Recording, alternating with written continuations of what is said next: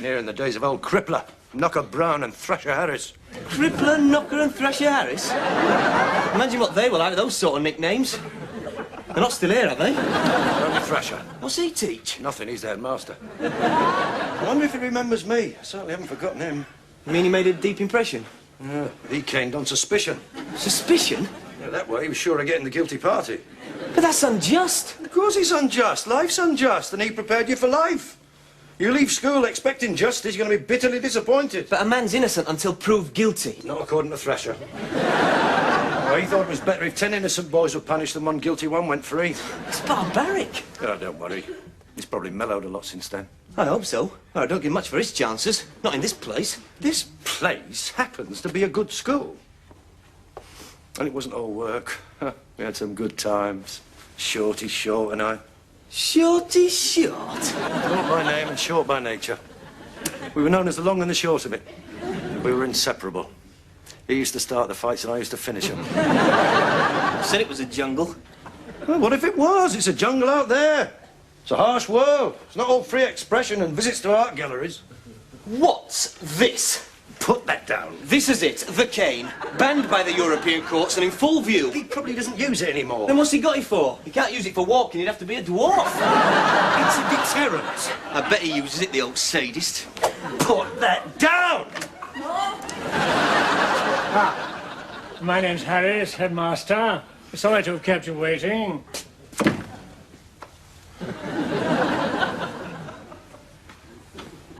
Please sit down.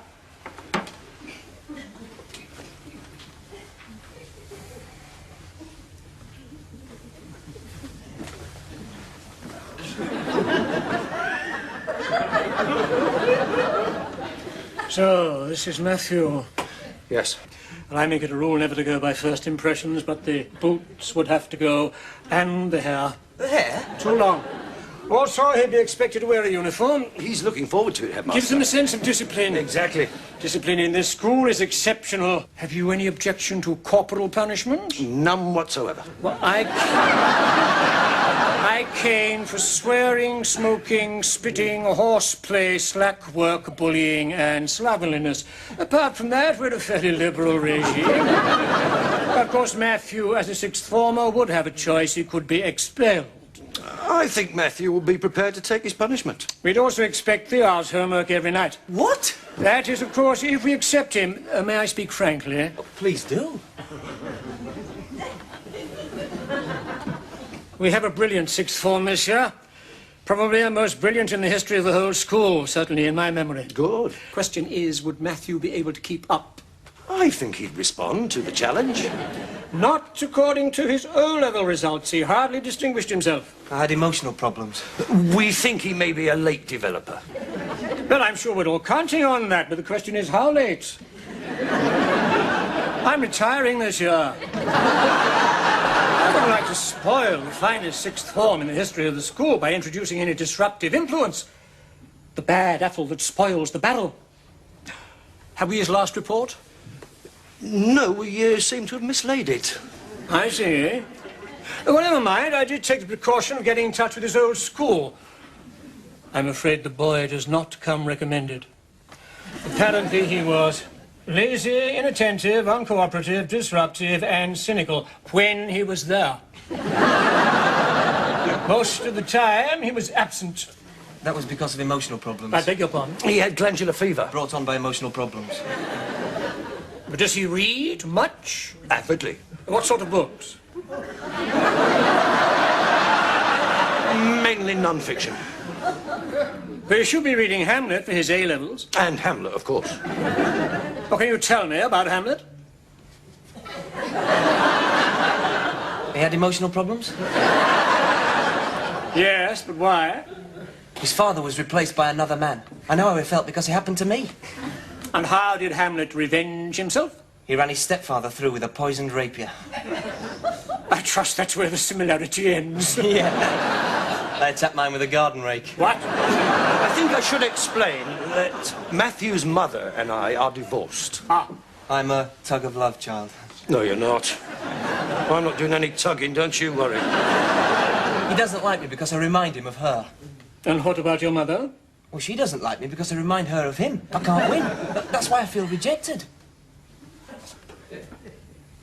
Don't you like him? Would you? No, I'm just doing my duty as a father. I didn't ask him to come back. I had to come back. He needed me.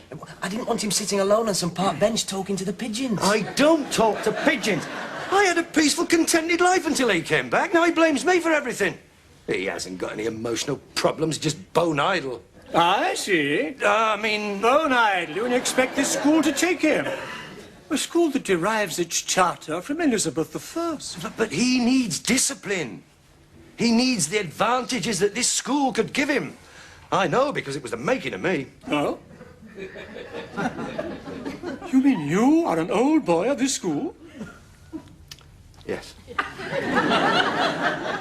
Oh, well, of course, that makes all the difference. You probably won't remember me. You came in my last year. I thought the face was strangely familiar. What was the name again? Willows. Henry Willows. Willows.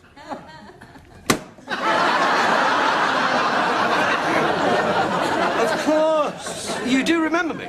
How could I forget? It's the same with me. They were the happiest days of my life. They may have been for you, Willows. They certainly weren't for us. What? Your name was written in letters of blood across this school. You and that fiend in human form, that devil incarnate, shot. Shot? The most thoroughly evil boy I ever met. What happened to him? He went into the church.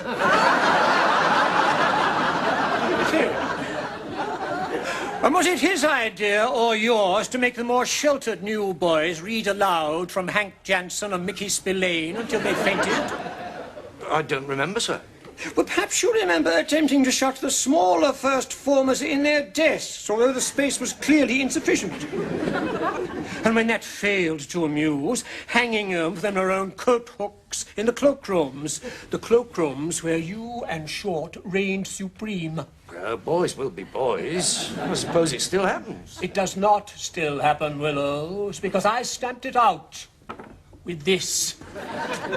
It must be 30 years since I've seen a first former hanging from his own coat hook. It was just high spirits, headmaster. And was it high spirits when you electrocuted 6 boys in a science class? By persuading them all to join hands and then attaching one of them to the light socket? Short and I were demonstrating the flow of electricity, sir. Yes. I remember your saying so at the time. Still, all that's in the past, isn't it? I wouldn't dream of allowing it to prejudice my decision. I'm just surprised you chose to return under the circumstances.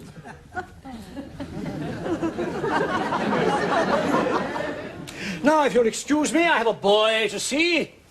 Some misdemeanor in the rhododendrons. Look at them.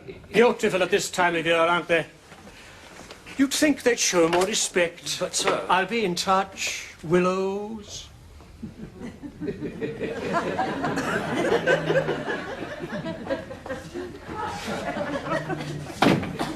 Will you stop grinning?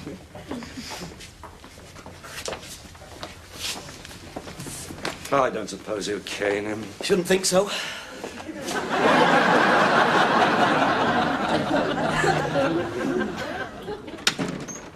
Well, I hope you're satisfied. I just had a call from the headmaster. He suggests that someone with your emotional problems might do better at the college. You mean he turned me down? Yes. He also wants to know if you've got his cane. I should have known you'd make a bad impression. What about you? What chance did I stand with your record?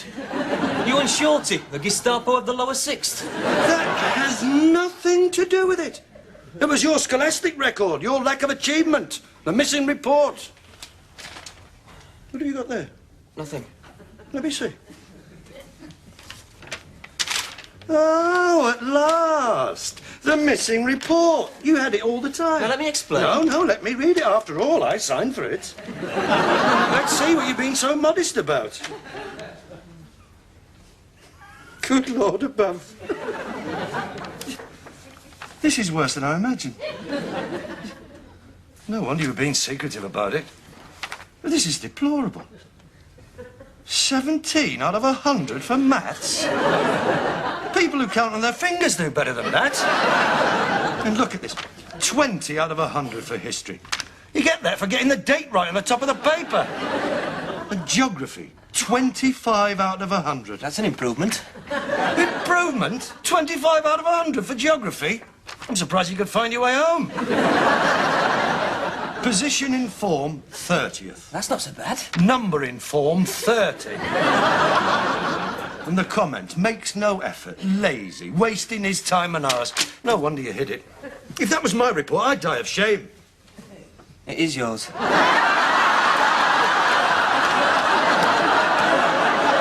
it in some old papers in the bureau. You searched my desk? I wanted to compare your results with mine. Actually, mine were a bit better.